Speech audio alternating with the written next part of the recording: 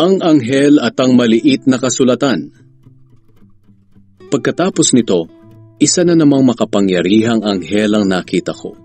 Bumababa siya mula sa langit, nababalot siya ng mga ulap at may bahaghari sa kanyang ulo. Ang mukha niya ay nagliliwanag tulad ng araw at ang mga paa niya ay parang nagliliyab na apoy. May hawak siyang maliit na kasulatang nakabukas. Itinuntong niya sa dagat ang kanang paa niya at sa lupa naman ang kaliwa. Sumigaw siya ng malakas na parang atungal ng leon at tinugon naman siya ng dagundong ng 7 kulog.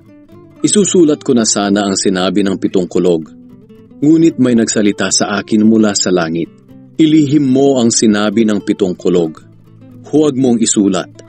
Itinaas ng anghel na nakatayo sa dagat at sa lupa ang kanang kamay niya sa langit at nanumpa sa Diyos na nabubuhay magpakailanman na siyang lumikha ng langit, lupa at dagat at ng lahat ng naroon.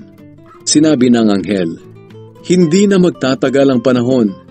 Kapag pinatunog na ng 7 anghel ang kanyang trumpeta, matutupad na ang lihim na plano ng Diyos ayon sa sinabi ng mga propeta na kanyang lingkod. Muling nagsalita sa akin ang tinig na mula sa langit. Sinabi niya, pumunta ka sa anghel na nakatayo sa dagat at sa lupa, at kunin mo sa kamay niya ang nakabukas na kasulatan. Kaya lumapit ako sa anghel at hiningi ko ang kasulatang iyon. Sinabi niya sa akin, narito, kunin mo at kainin.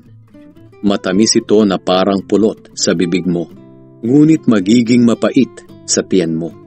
Kinuha ko ang kasulatan sa kamay niya at kinain. Kasintamis nga ito ng pulot sa aking bibig, ngunit nang malunok ko na, ay naging mapait sa aking tiyan. Pagkatapos, may nagsabi sa akin, kailangang ipahayag mong muli ang mensahe ng Diyos tungkol sa iba't ibang tao, bansa, wika, at hari.